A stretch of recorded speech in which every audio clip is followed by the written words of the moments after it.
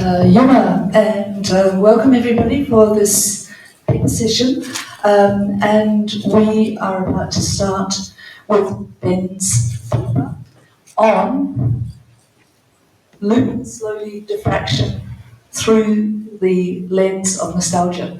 And I will not take more time than Ben needs, and we'll try and keep as much time as we can for questions.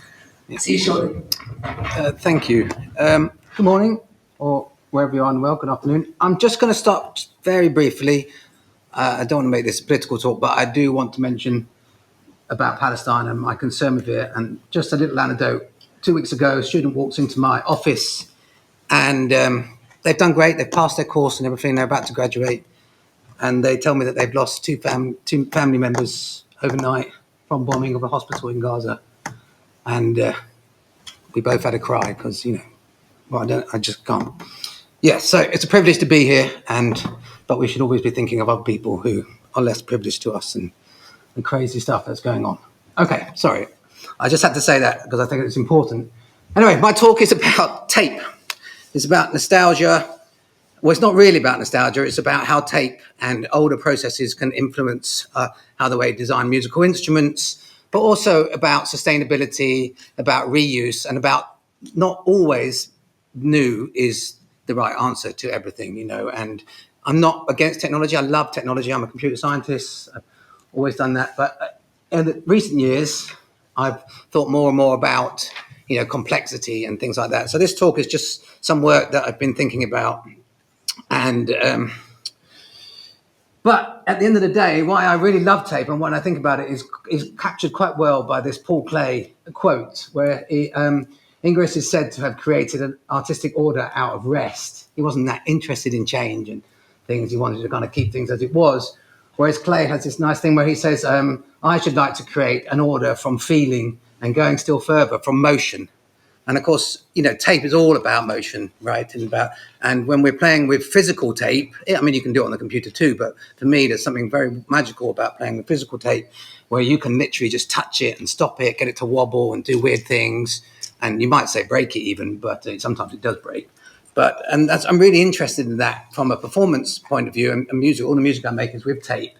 But I was also interested in, and I am interested in, how musicians and other people perceive using tape. And so NIME often focuses on new musical instruments, and of course that can have many different meanings for different people. And over the last few years, we've seen some people reflecting on this. And here I'd like to focus on the notion of the new through a kind of diffracted lens. We're talking about entanglement and Barad, people like that, of the old. So, what can we learn? But also we can fold these things in and incorporate them, and that can impact both our practice, but also how we design instruments or anything, work with our lives and go through those things. Okay. So this has been defined in recent NIMEs. I was really loved the paper a couple of years ago, which was kind of zooming in on the O in NIME. So one of the reviewers seemed to completely miss the O and what I meant by that, or not me, but what the previous paper did. But it's the old in NIME, right? And there's been lots of some great papers about how longevity of things like that, and just looking at these instruments. And this really infused me to think about tape and the practices that we use as musicians and as creators. And so I haven't got a picture of my reel-to-reel today, but I've got one of my kids, my oldest kid's going off to do illustration, and they kindly made all the lino cuts and prints in the paper were made by them, not by me. They're much better at drawing and art than I am, on the deal that I bought them some lino knives. So it was a fair deal. It was good. It seems unfair to ask my child to do labor for me without repaying them. But all these tapes are ones that I've made on the side. I mostly just work with old cassette tapes. I was a child of the 80s, and so cassette tapes were the first things I had that I could leave the house, listen to music with. I won't tell you my terrible music tastes back then, but All right, so Leo Ottens, who was Scandinavian, Dutch engineer and developer, the inventor of the cassette tape, he said in 2016, sadly he died in 2021, but he was kind of talking about, he said it's crazy that people are still using it. It's not over. Tape had this resurgence. And of course, I think the kind of cassettes that he was talking about was probably less people making music with them and more about the fact that as vinyl is getting more and more expensive, it's getting harder and harder to put out physical objects as musicians, particularly if you're not supported by big production record labels or things like Taylor Swift gets, or even smaller bands. I've got a friend and a PhD student of ours who's in a band who currently put out a vinyl record. They were saying just to get the vinyl in its sleeve and everything, it was £15 before they could even that. So 30 Australian dollars, something approximately like that. Whereas if you're a small band, that's an astronomical amount of money to get just 10 records up. But whereas tape is still reasonably cheap. So we're seeing a living thing with smaller people, single musicians putting out tapes and things like that. So that's amazing, but that's not what I'm interested in this talk. I'm interested in the practice of using tape to make music and things like that. So I'm going to talk a little bit about a survey that we did and a study that we're continuing to do. We're doing interviews now, but it's not in this paper, with musicians and how they use tape in their thing. We didn't discriminate against using physical tape or whether it would be in a DAW or on a computer. I don't think it's reasonable. I'm just interested in how people conceive and conceptualize tape. And I'll talk about how this might apply to kind of what we're thinking about in terms of sustainability and reuse within our group. Doesn't necessarily just apply to the design of musical instruments, but what we think about that. And a couple, I won't show you them, you can find them online, but a student of mine, Jasmine, who's talking tomorrow, she's been doing optical sound, and she did a case study or a kind of inspired tape approach where I'll talk about at the end. And then I've been doing some work with children in the woods, which is using tape as a way of creating loops and then hanging speakers up, playing these so people could walk around, do trails. Most of the sounds are not musical, they're them speaking and smashing things on trees and stuff and things, but it was using the tape practice. We processed them all in the tapes in the wood on little Walkmans and stuff and things, which was quite fun. And I'll talk briefly about that. But how do artists view tape? So we invited a bunch of participants to document their practice through an online questionnaire. And I will acknowledge straight away that reading through all the transcripts and everything, the information that we got from the people on the questionnaire, it's clearly people that are already involved in using tape.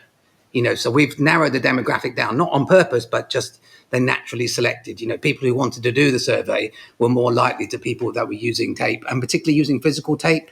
It was, there was people just using it in a DAW, but it was really people that were interested in the aesthetic of both the physical interaction and of the sound that was generated from it.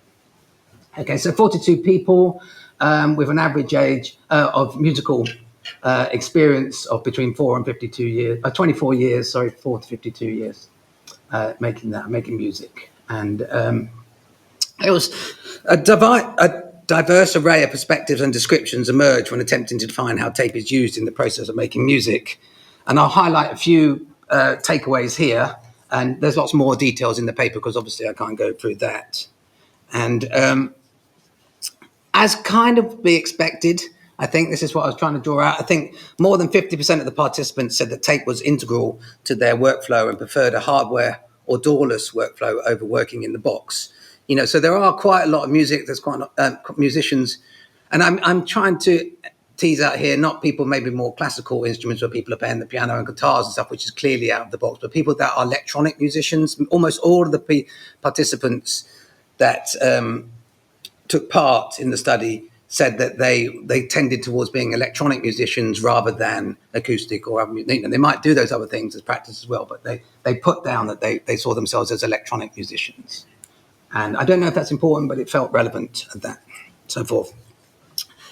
And a thing that came up again and again, and this is participant 28, but what they were interested in often was a way to limit and spice up the workflow. A way of kind of both in their practice itself, but also in the sounds and things that they could create. And this came up quite a few times, was that the machinery is often heavy, and this was a nice one I thought from a student who said that they were moving around quite a bit, and so chugging this stuff around was a bit of a pain, and definitely. Having from my own experience, when I've got a room stacked full of equipment, my wife is always getting annoyed at me because it's the only room that she's got to do sewing as well and things. So we share it, and I've got big machines. She's got a couple of sewing machines, so it's a bit unfair at times. And it is much easier just to have a laptop. It's easier to maintain, easier to do, but there are things that maybe get lost. So they highlighted the role of tape as an effect and as a way of introducing the unknown and failure into their work. I mean, that's my favorite thing. I'm really interested in, that moment of discomfort when the tape jams or does a little slip on it. I mean, obviously I use my finger to do that quite often as well, but, I'm really interested in things that fail or on the border of failing, almost failing. So, what's exciting about that chaotic moment? And I guess many of you, I hate to perform live, but I often hear, we've heard talks about it from earlier, that moment of performance is kind of what will go wrong and how will you address that as you perform, and things like that. It's really scary. I find that very nervous when I'm giving talks, but it is a moment of thrilling excitement, but also a time when we learn a lot too, I think. So there was a general consensus from participants that getting used devices from sites such as eBay and Reverb, with a few highlighting thrift stores and parents' lofts, So I said the only reel-to-reel tape that I've got was from a colleague of mine who's was my mentor actually when I joined, has no interest in the research that I do or anything like that, but we're just really good friends. And I'm always going on about tape to him and stuff. And so anyway, he turned up one day and had found the reel-to-reel tape machine that he had from when he was at university in the 70s that he'd had just in his loft. And it mostly worked. It was quite impressive. I've had to do a few things to fix it, but that was pretty cool. So these things are appearing. They are often broken. 5 minutes. Yeah, great, thanks. They're often broken and need repairing.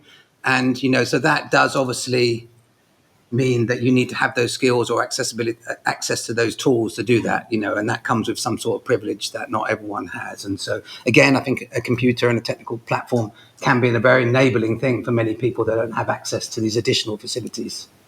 And many participants were happy to at least and willing to fix and modify and extend devices. And I think the reality is this draws on those kind of people. They're attracted to this kind of process and working. I should probably speak up. So that brings me to kind of what I think is a useful kind of learnings and practices that have come out for us during our work in my research group and for myself as a whole. And so we have been envisaging and talking about this idea of a circular making practice for musical instruments.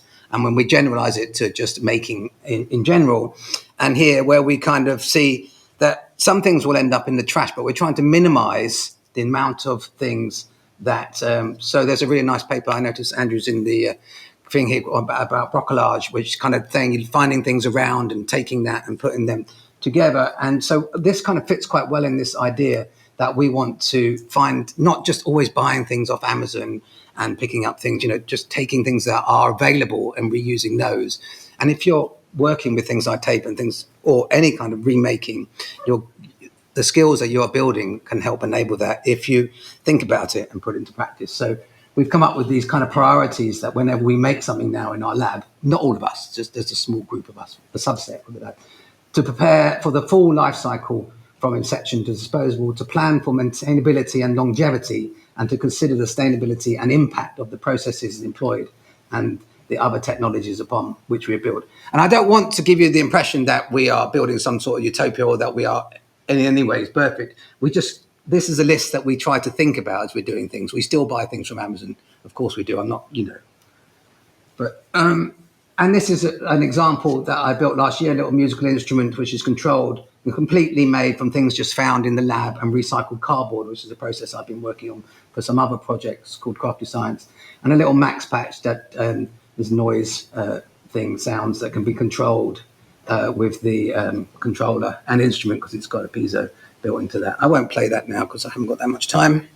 So another outcome of this work was some inspired projects that we've been doing, which are much more practice-based, which are the two ones here. So this one on the left is 16 bars, which is where I made and worked with children in the woods, in a local woods near our house, which is not near our house, but near our university, which was exploring just kind of children playing in the woods and exploring the use of making things, in particular sounds. And then we used a tape process to make some recordings. And then 2 weeks later, we came back and the parents and the public came and walked around an installation that the children had made.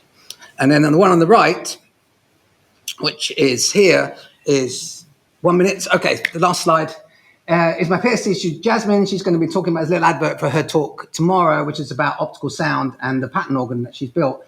But she took inspiration from the disintegration loops. And here she took a can on a motor, did some charcoal drawings on it and attached the brush, and then using the optical sound process recorded, both in video and in sound, the deterioration over a 40-minute period of the charcoal being worn away by the brush. And so you get this beautiful kind of thing. And this, yeah, she'll talk more about that tomorrow. And there's some autoethnographic discussion in the paper that goes into that detail about our findings. Okay. Any questions? Shall I turn the lights? Which was the one to turn the lights up? Lecture. Sorry, thanks.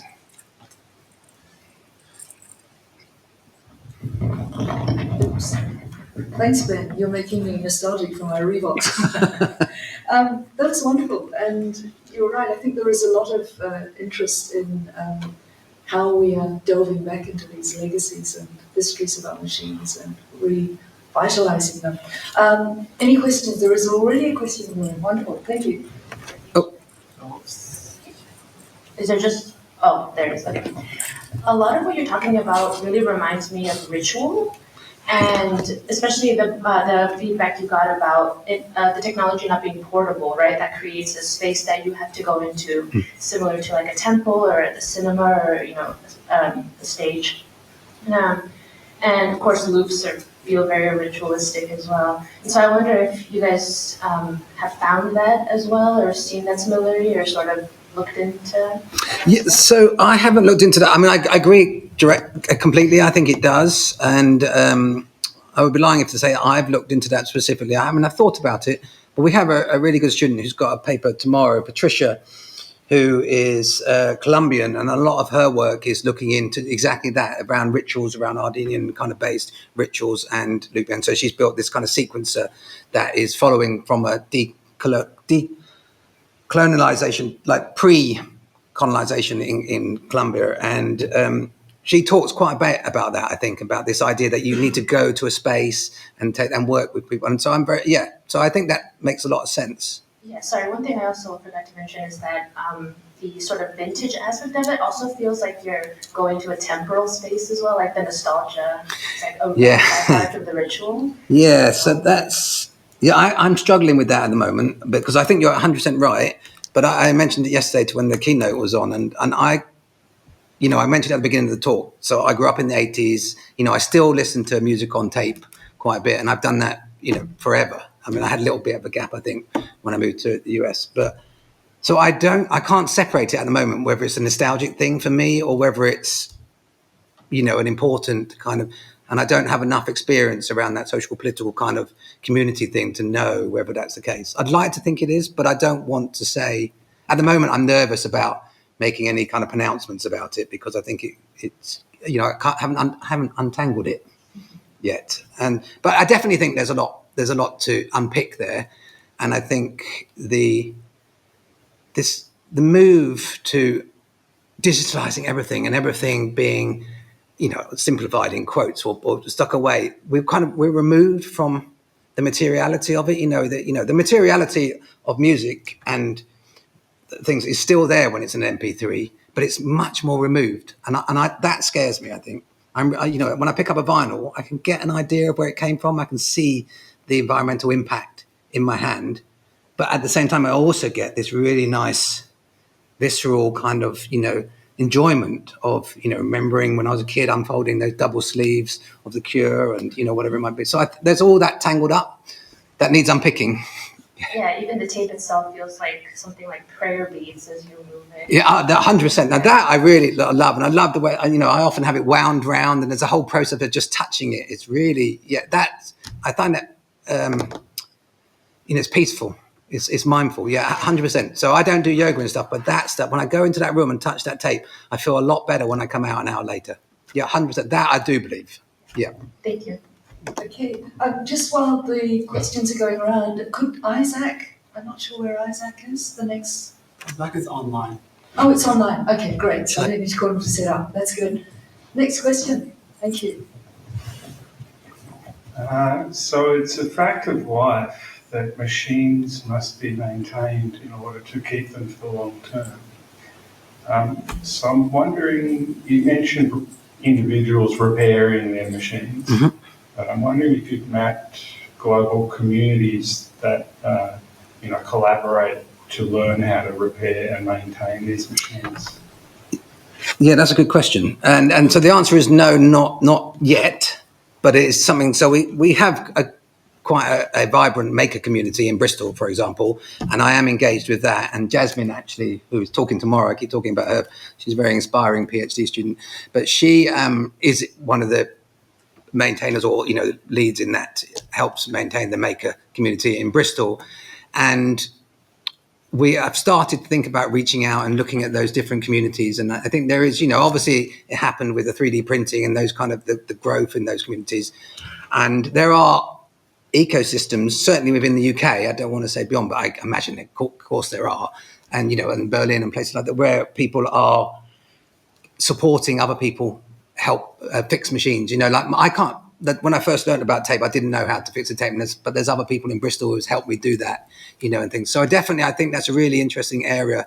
I'm really interested in community and about how that is built up. I think these physical machines help enable those things because you're taking something and working on it together. There's a shared experience that you don't get when you're sat in front of a screen.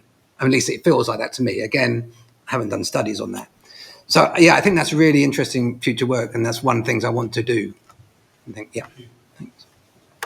That's great. Unless there is one with... online. Oh, there's a question online? Sorry? Just checking the It's a question online. Okay. This will be our last. Thanks. This is a short question, Ben. Raul Masu online was just asking, yes. How do you plan for the full life cycle of an instrument in your lab? Oh my gosh, that's a long question that I could answer straight away. Yeah. You can answer it in a short way. Yeah. So I think it's coming back to this ecology of looking. So one of the things I'm quite interested in at the moment, there was a really nice book that Raul and I he pointed me to as part of the environmental group for the NIME environmental committee, is looking at the ecology of music. And I'm kind of interested in the ecology of the instrument, looking about where those things, where things are sourced from and how things, but also there's that side of it. I think there's the materiality side of it and how things are sourced, how things can be recycled, when things need to go to the tip or the rubbish dump. I don't know what you call it here, but get because some things do have to be disposed of. We need to dispose of those carefully if they're batteries and those sorts of things, and if they've got chemicals in. And other things can be reused or hung on the wall, as we have with our little Game Boy in that picture. And so I think that there's that side of it, but there's also the life cycle of being able to repair it and so maintaining it. And so I know there's a paper, actually, I think I was on it tomorrow maybe, or maybe later today, that's looking about how we can document NIMEs and things like that. And, and I write a lot of software. I'm into writing software. That's my main thing. And I realized that I hardly ever document it because, I can understand it. And that's not a good practice if I want it to be sustainable for someone else. And if I'm making open source software, that's an important aspect of it. Otherwise, it's just going to bit rot. So I think there's lots of questions and things to think about, and that's actually the thing that one of the things I want to come out of that project is to be able to answer that more robustly. Great. Thanks so much, Ben. And wonderful presentation. Thank you. Thank you. So Isaac on longevity, nice follow-on here, is going to be online. Are we set? Okay. Hopefully everyone can hear me okay. Yes, we can. Great. Okay, so I'm Isaac. I'm a PhD student in computational media and arts at HKUST in Guangzhou. And my co-authors on this paper are Raul and Ardan, who really shared their knowledge of NIME and these practices in NIME and helped me pull this paper into something more readable. And in this paper, I'll go into a discussion of our investigation into longevity of deep generative models, and assess what parts of these are available in the papers in NIME, and our recreation of some code and pipelines, and what we learned along the way. Over the past few years, there's been like lots of discussion around these values of long-term use, as Benedict just sort of touched upon. And the longevity of NIME is emphasized in a number of different ways. So we have like Marques Bourbon looking at longevity as a way to preserve knowledge of NIMEs, Moriale looking at it on the angle of longevity as a condition for virtuosity. Of course, like Raul and others discussing the environmental impacts of what's made and the reuse. And then something we'll come back to later is Astrid Bin's work on discussing documentation and how this can aid critical reflections in the space. But overall, many of these perspectives touch on this angle of documentation. And so in relation to that, when we're looking at deep neural networks and generative models, they pose like these unique challenges in reuse. They can be opaque in how they operate, and they can be compute heavy to retrain and hard to document the detail of. And in Jordan and Kermer's systematic review of machine learning in NIME from a couple of years back, they talked about how source code of models is this necessary process to make the system live. And with that, you can then evolve and reuse it in the community. Again, emphasizing documentation efforts here. And I think this is particularly present in machine learning because of how rapidly it's changed over the past decade. With what's possible, it's got this technical newness all the time, and with that there's like a tide of obsolescence and depreciation and the deprecation of code. So it's fast moving, so things can get swept up quite quickly. So we kind of decided to look into this aspect because of this. And we thought about the different approaches of how you might go about reusing these deep generative models, and I've kind of proposed splitting it in these 3 ways of looking at it. There's models you can reuse right away, but we have the code and we have the pre-trained weights. You can put them together and go. There's models that we can retrain. So we have access to the code and we have access to the original data set that was used, but we don't have the weights. So the downside of this approach is clearly like there's an expense both computationally and financially, which in turn is like an environmental concern, because there's no need to have everybody retraining the same model towards the same results every time. But that's another way of activating them. And then there's the ones we can recreate or re-implement. So we might have a paper or a diagram of what the model is, and we have the data again, but we don't have the code. And so we could rewrite the code, rebuild a pipeline based off the descriptions and see what we can get running. And that's what we kind of focused in again on here. So in the Jordan and Karamu's systematic review I previously mentioned, they categorize machine learning NIMEs in lots of different ways, being, are they neural network based, are they good old-fashioned AI, shallow, deep, etc. So we use this to inform our selection of the deep generative models. And we had these 17 papers presented in past NIMEs, and we looked over them for different aspects that we described before. So we checked for the code availability by scanning for links to repositories, things like this, and kept notes on, is the data set publicly available, is it a private data set, and do they have pre-trained weights? And from this diagram you can see there's a lot of papers describing training new models, only a couple that reused the same model again, and around half of them split on private data or public data. So for example, private data might be something like some sensor data they've hooked up, EEG data, body motion, something like that they're feeding into their model. Whereas the public data tends to be MIDI data sets of Magenta Groove and Maestro. So it's like this. And the ones that we're using, the publicly available data sets, were nearly all MIDI data, which I found quite interesting. So maybe the private data is more experimental with the type of data that people use. So as we narrowed down, we ended up with these 7 papers that fit this previous description of this recreate case of ones where we have access to code and we have a description of the model, so we could try and re-implement it and retrain it. And I've emphasized here, we're not trying to fully recreate the NIMEs here. We're just looking at this one aspect of, can we rebuild the code in some way? And so often we'd hit upon these issues of like, it's a best guess implementation. We look at what other people might have tried, other GitHub repositories describing similar models, and try and assemble something. And an aspect here is like, can we reuse parts across the board? And And as we expected, there's like many challenges and probably desired many challenges that occurred along the way here. And probably the biggest one would be data preparation. So although we have access to the same data sets, the way that they get pre-processed can be like very different, we found. For example, filtering them to certain keys or timing into subsets, representing these in many different ways. I think there's a lot of novelty in the tokenization methods that people described. And I think for reuse, we'd want it'd be easier if people just use like a library like MIDI-Toc and pre-existing tokenization methods, because it makes it easier to re-implement. But I think that experimentation with the tokenization was quite interesting. And it's often hidden, and perhaps it's under-documented in the aspect that it ends up as a subsection in a description of training the model, when there is a lot of novelty there that could be expanded upon. And often, we have these implementation details that disappear from papers, and when you try and re-implement something, you don't know, like, how many layers of this, how long were things trained for, such like that. And I think that's partly like authors wanting to retain some flexibility in what they're describing. They don't want this is exactly it. It's the general idea of it. But also there's a lot of like boring little details that aren't great for like word count in a paper.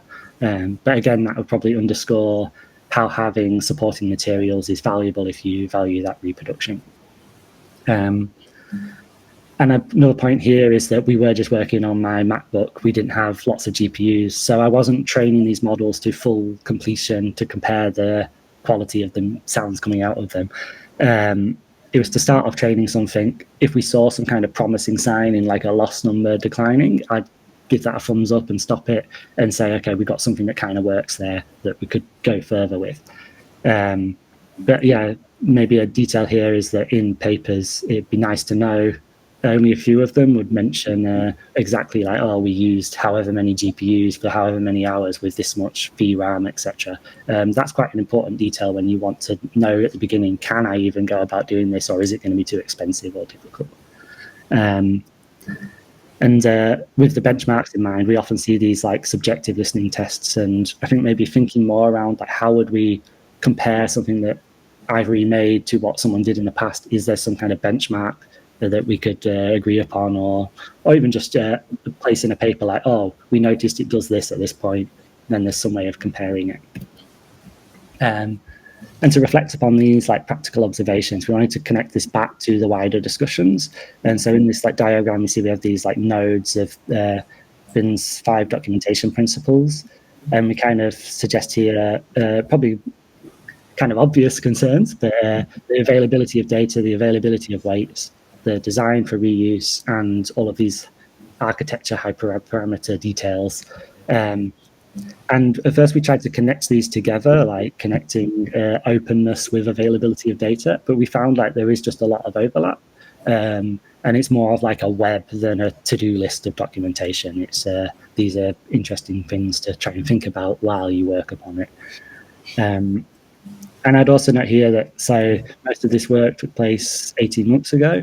And I think over that period of time, we've seen like a lot more uptake of platforms like Hugging Face for sharing data sets, for sharing model weights. So there is already a promising move in this direction. And then another note here would be that, of course, sometimes data is private and sometimes models are personal. And so what might be guidelines for feeding accessibility and could suddenly become more perverse when it's something that you feel uncomfortable with. So I think in that aspect, it's share what you can and then maybe describe what you can't, and give people ways to get to where you were. And so coming to a kind of end here, while remaking things, I had these sort of semi-trained parts of models, and I started thinking about the fragmented reuse of these things and assemblages of models, like taking tokenizers from one and placing it on another. And I think this disfigurement comes along with being open to share works. So people might explore new interfaces over models, new ways that the variables exposed and manipulated. And also on this, people could retrain on different data. So do the novelties of a model that was trained on classical MIDI piano hold up when you move it into different musical traditions? I think these like interesting things to play with, and they're interesting that if we are able to share these models and the ways we build them, those are things we can explore. Of course, this kind of raises questions and touches on like ethics and consent of like the author's original intents and what other people do, and maybe like the exact recreation or reactivation of past DGM NIMEs isn't the aim. It could be that we end up with more disfigured versions, but I actually find that as quite an exciting direction than like a perfect healthy resurrection. But overall, across the board, I think the efforts of like the sustainability team in NIME of sharing NIMEs and how we might go about doing that, not just of deep learning models, but all kind of aspects of them, is something to continue pushing forward. Okay. And thank you for listening. These are our emails if you wish to contact us.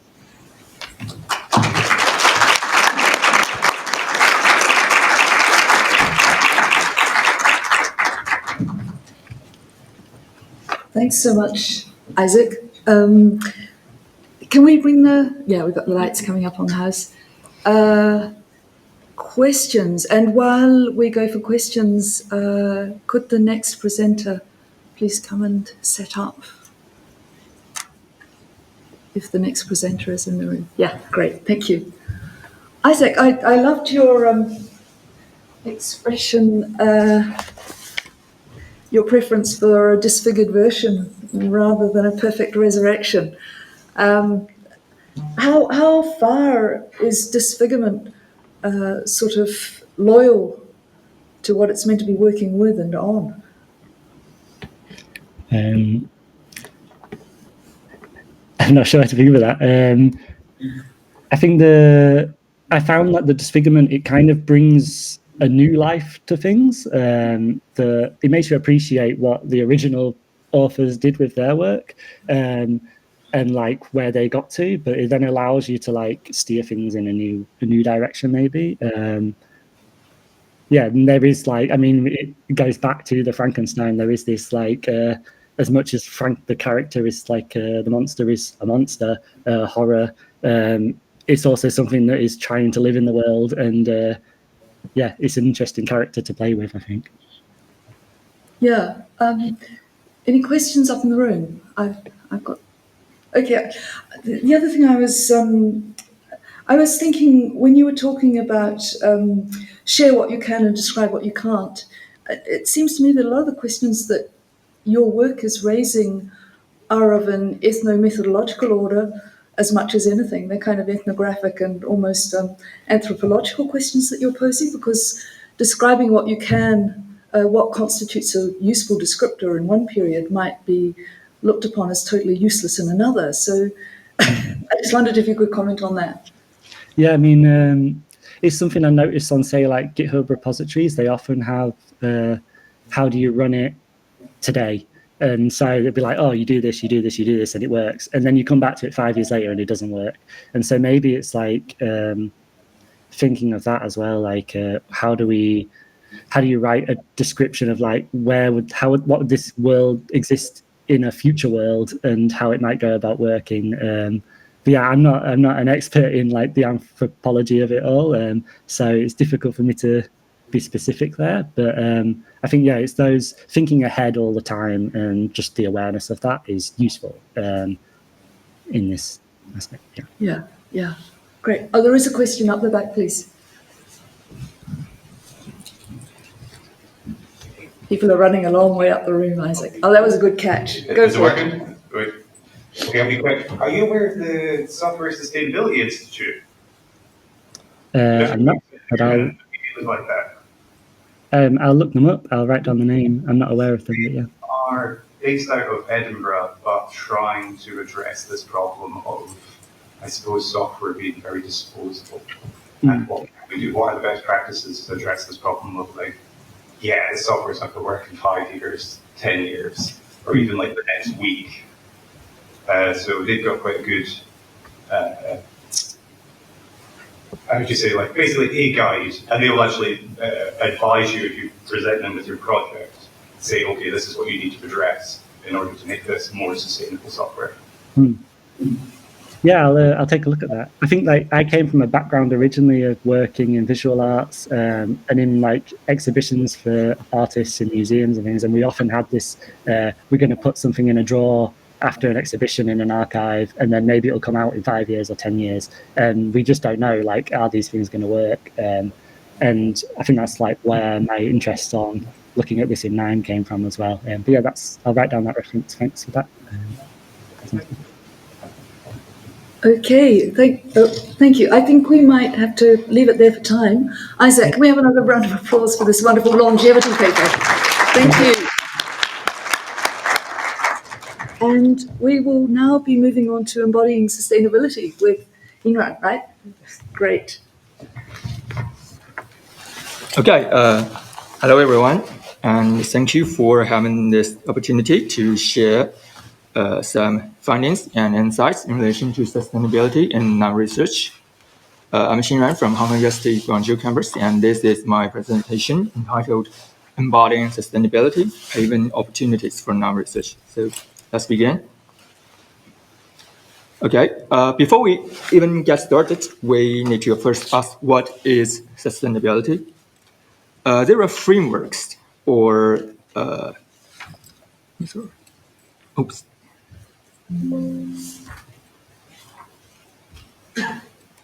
Okay. There are frameworks or relevant notions such as sustainable development goals or triple bottom lines and planetary boundaries. But so sorry, I need to.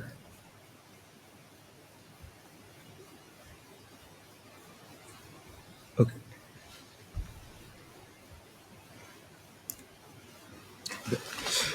Such as sustainable development goals, triple bottom line, planetary boundaries. But perhaps one of the most relevant term to our context here is the SIT, that is Sustainable Interaction Design, proposed by ASI researchers Ali Belvis. Sustainable interaction design encompasses two primary pillars. One is the in-design pillar, another one is through-design pillar. The in-design, as most of you may already heard about that is reducing the environmental impact, such as material consumptions or energy efficiency, carbon emissions, etc. But what we are going to talk about today is the through-design aspect, which is to promote awareness or reflections on sustainability via interaction, both in terms of the functionality and artistic expressions. So this is a very small example from ACI research. That is a kind of a physicalization of ecological footprints of food industries. Very simple. And you may ask, okay, what about NIME? The thing is, there have been a lot of studies focusing on environmental issues of artifacts accepted by NIME, and also repository and the conference footprint itself. There's also a NIME conference environmental statement, Eco NIME repository to provide some useful information and resources to facilitate sustainable practice, and also a NIME sustainability framework. But the current concerns arguably were more relevant to the material consumption and carbon emissions of various processes. And such as some terms you may already heard about, like longevity, documentation, shareability, repairability, etc. But what about through design? So there's something missing here. What about the musical interface that could promote awareness or reflections on sustainability? So here we have the question, that is, how could musical interface promote awareness on themes or issues, aesthetics related to sustainability? We first implemented a series of literature review in NIME and all proceedings from ACM, to understand the current state and also the paradigms. The outcome of this process is the sound aesthetic strategies to understand how sound as a primary media could be leveraged to raise people's awareness, to express concerns, themes, or aesthetics in relation to sustainability. Then we organize a design workshop and invite practitioners to conceptualize some design ideas of such musical interface. The aim of this workshop is to observe the process and identify some challenges or opportunities that can be encountered by practitioners. So here is the 7 strategies of sound aesthetics. It's essentially 7 clusters of musical interfaces, including playing natural sounds or soundscapes to foster a kind of human-nature connection in the context like the longing of distant nature in the urban space. Also making noise or glitches as a way to represent the negative impact human activity has led to, or juxtaposing natural sound and unpleasant sounds to highlight this impact and the fragility of natural soundscape. Also, verbal dialogues as a way to compose and to contextualize social debate of sustainability issues, or sonifying environmental data or biosignals. There are also 2 types of traditional Isai means to either musically enrich non-humans or sonically persuade or remind humans of their unsustainable behaviors. The thing is, these 3 are simple examples. The left is an installation from a technique that sonify soil's moisture to reflect the climate change. There's also the top right is a wearable that could sense pollution data in the air of urban space.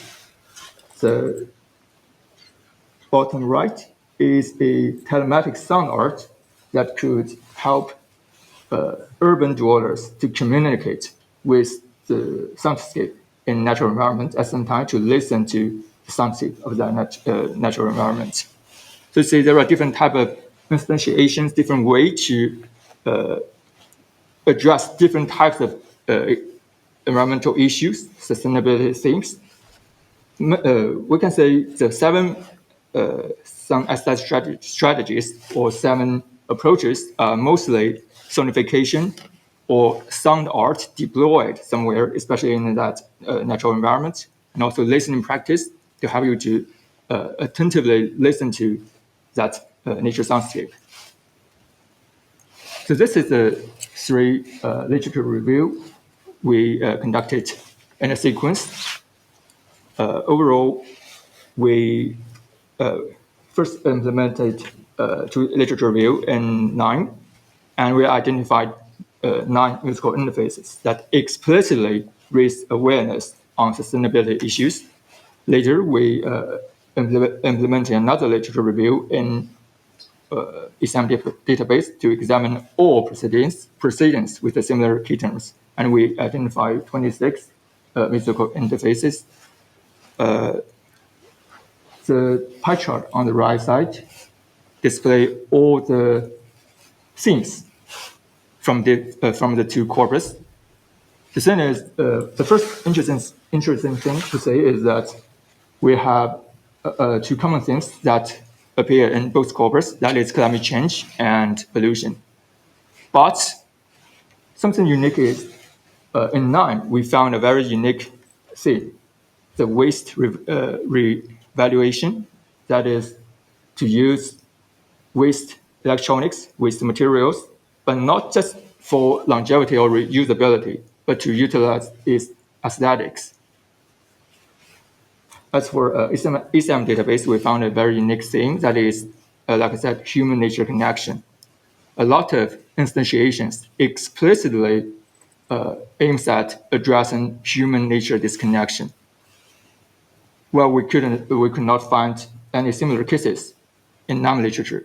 But there's something interesting here. We will get back to this topic later. Okay, here are some final thoughts. Overall, NIME has a history of mapping environmental parameters to reveal the hidden environmental dynamic. But we reckon that the embodied experience of such zonification to directly raise, to explicitly raise awareness on environmental issues, lack of examine are underexplored, because many of such instantiations in NIME are they did not explicitly mention the potential benefits to raise people's awareness. They may use sensors to detect different types of environmental parameters like air quality or even pollution data, but all of these are just briefly mentioned. Another issue is there actually exists a lot of sound arts to be deployed in natural environments in NIME literature, but few literature actually highlights the benefits to foster human-nature connection. Well, I mean, at least if you mention that, that can be considered as a kind of explicit connection, okay, to sustainability design. Without such mentioning, this literature cannot be included in our corpus. Thus, it might be lack of exposure and impact on sustainability. Another thing is, when it comes to sustainability through design discourse, DeSalvo oftentimes questions the effectiveness of through design in ESI context. Well, this is a very substantial critique, as many sustainability through design practice in ESI face to overly idyllic or idealistic applied scenario, but it may not be a very proper criticism in the context of NIME. Of course, we probably have to confront such criticism, like someone designed a musical interface to promote awareness on sustainability. The critics might say, is that effective? Have you evaluated that with audience? The suggestion I could provide here is, as practitioners or artists, you're recommended to invite audience to experience your musical interface and evaluate if they could have an augmented or enhanced embodied understanding of environmental issues. But ultimately, the stance here is musical interface is a kind of culturally charged object, just like books. Like, have you heard about a novel like All Quiet in Western Front? That novel is an anti-war book. You cannot expect a book to effectively end a war. Similarly, musical interface as a culturally charged object is not an utilitarian tool. So effectiveness in the context of HCI often critique such functionality, utilitarian functionality, but musical interface perhaps should be exempted from such critics. So please be critical of this challenge. And lastly, some musical interface emphasize human-nature connection, like those instantiations in ECM database. But such instantiations can be double-edged swords, because on one hand, you may propose a kind of non-human co-performance or non-human collaboration or non-human, let's say, kinship. But at the same time, you may lead to unintended incidental impact that might be intrusive to the non-human dwellers in this ecology. So please be critical of how non-humans are involved in such a practice. And that's all of it. Thank you.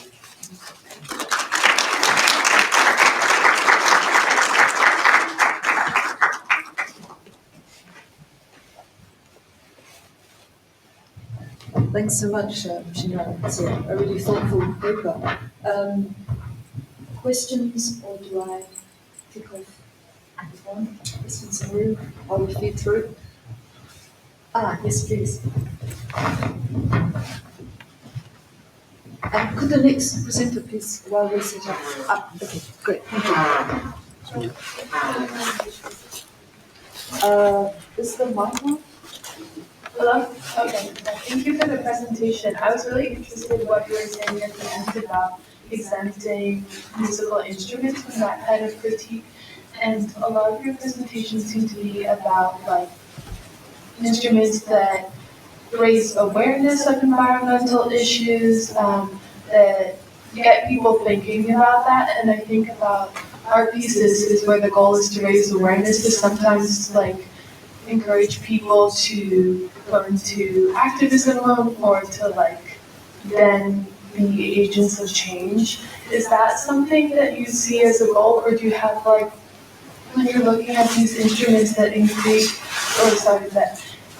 incorporate environmental aspects, is the goal to raise awareness and thus like create change, or is it something else?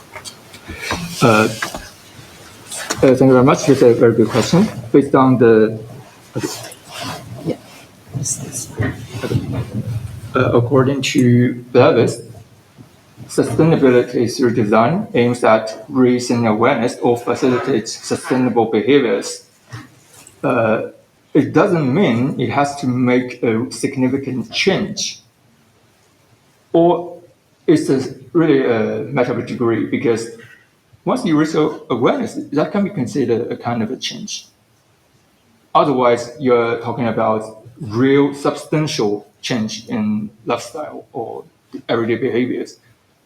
Honestly, musical interface is not a utilitarian tool. You cannot expect that to be this effective to achieve such a significant change. Just to raise people's awareness at best, but that's still a very beneficial outcome. That's it. Thank you.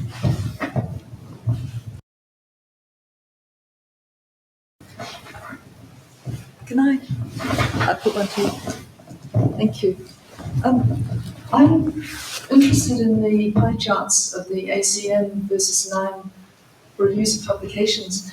And I'm a little curious, I really like your emphasis on culturally charged as opposed to utilitarian tools, although I think the problem is that culture's usefulness is not recognized. But it's this question of, given that a lot of aesthetic work or artistic work is not documented and cannot be documented in the peer-reviewed academic communities of ACM and even, dare I say it, sometimes of NIME, is there not an inherent bias to the pie charts? Because you are having to review formally deposited publications that have come through a peer review process which is not necessarily sympathetic to artistic work. So it's a provocation.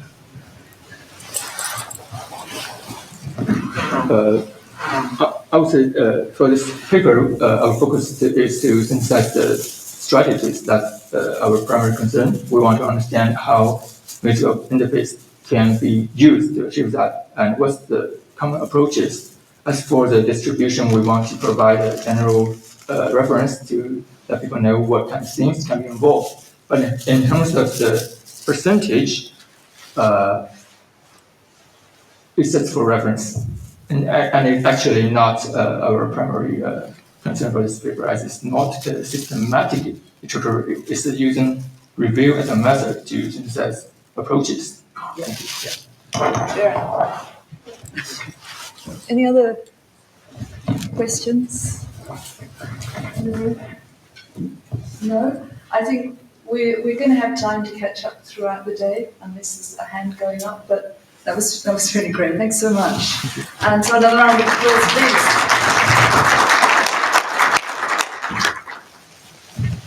And now we have the ongoing production of a growing instrument. Thank you. I'll give you a hand sign or your 5-minute sign. Okay. Hello everyone, I'm Taisei GOTO from Kyushu University. Today I talk about our study ongoing production of a growing instrument using mycelium-based materials. This study explores growing instrument made from fungal mycelium. This instrument has environmental responsive growth, natural uncertainty, and connective potential to non-human centric theories and practices. Firstly, mycelium-based materials have already been used in fields such as architecture, packaging, and fashion. Most of them are in eco-friendly context. However, it also has a characteristic of growing. When using mycelium for musical instrument, it is important to focus on its growth, because it might be possible to create an instrument whose condition and timbre change as it grows. The change will likely take a long time, but it can be connected with unique and meaningful expression. To realize this concept, we made a flute-like instrument using a tube made from mycelium. Flute has a simple principle. Changes in the tube affect its resonance and timbre, so the growth of the tube will be reflected in the sound. And by making the growth of the tubes uncertain, it can be entangled with practices of experimental musicians such as John Cage. Especially Cage, in his essay, he talks about the relationship between mushrooms and music, and even mentions the possibility of mushrooms becoming a musical instrument.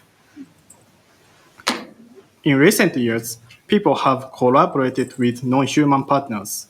Such works always involves more or less uncertainty. From non-human-centric perspective, James Bridle reminds us that this uncertainty makes everything equally important. In most prior examples, mycelium has been grown and deactivated for use. On the other hand, in order to take a non-human-centric approach, we pay particular attention to the material's emergence and the growth induced by environmental factors. So now let's talk about fabrication process. It's quite simple. First, we fill a casting foam with substrate containing fungal. Once the instrument is able to stand on its own, we remove the foam and let it grow freely. Following this method, we made a growing instrument in different seasons. In spring, we succeeded to make a playable sample. Today, I have dried sample, so sound is like this. Unlike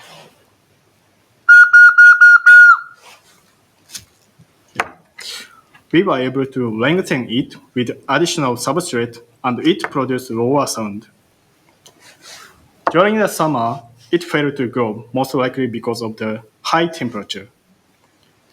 In autumn, we have created a sample with the attachment, and 12 daily recordings were made with no additional substrate.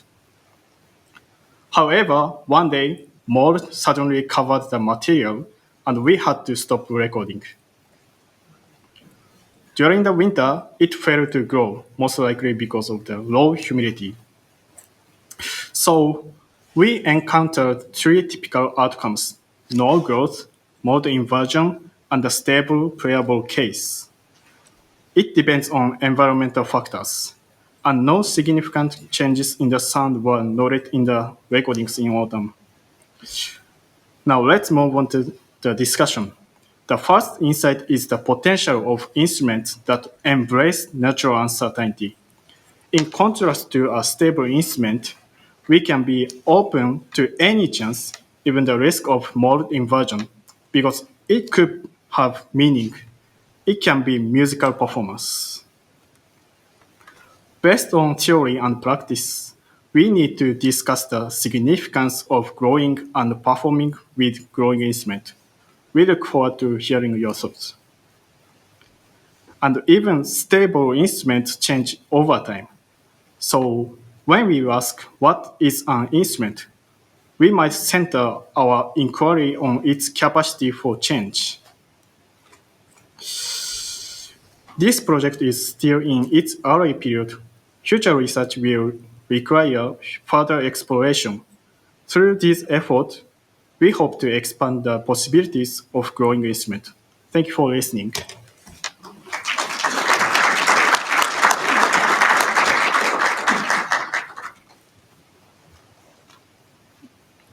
Can we have house lights up, please?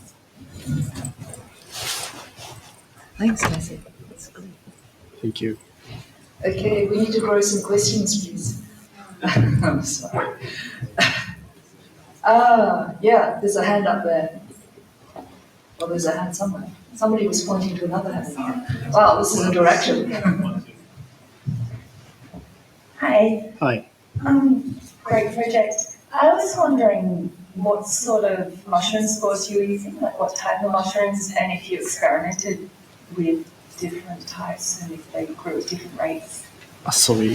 What types of mushrooms? It's oyster mushroom. Do you want this? Oh, yeah. It's oyster mushroom. And have you looked at other mushrooms? No, but yeah, I should do it as soon as possible.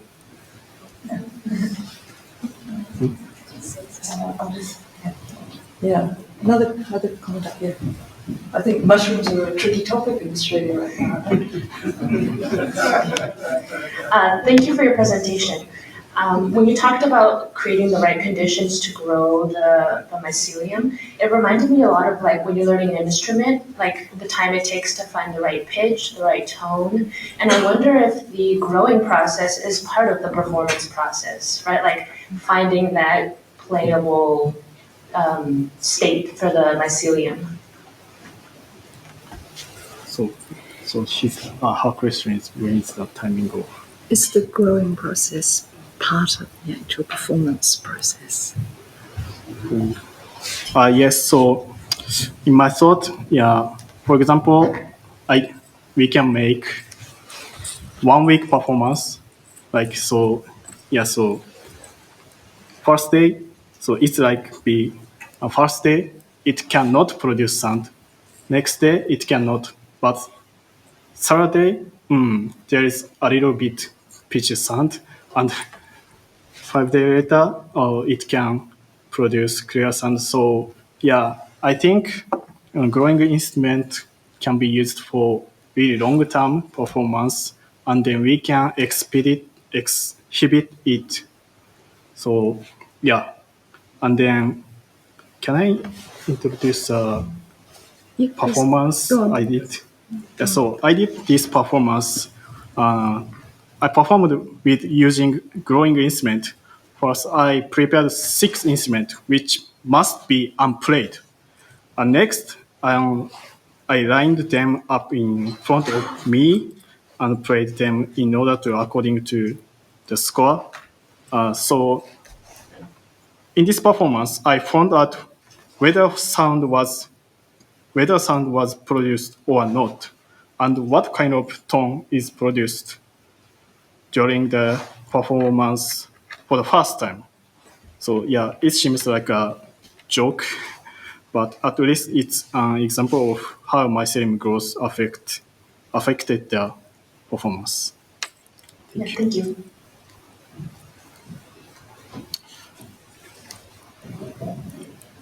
Other questions? I've got a quick one. I was fascinated by the differences in growth during different times of the year. Of course, the winter, no growth. Yeah. And the autumn growth. But it's almost as though your durational performance could be a climate change indicator. I'm sorry, that's a crazy collapsing of systems, but summers are changing and winters are changing, and maybe a growing instrument is also an indicator of longer term seasonal changes. It's a comment. Yeah, thank you. Any final question? Yeah, please. Yes. Have you thought about any other instruments? The wind instruments looks cool, and I thought any other instruments would be also interesting. Yes, thank you for your question.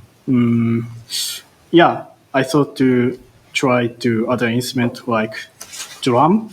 So maybe we can make frame of drum with mycelium, and yeah. So So the frame can change and the sound can change. So, but we didn't try it.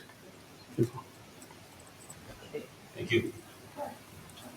I think we have to wind up there, so please another round of applause for this wonderful mushroom, the killer app.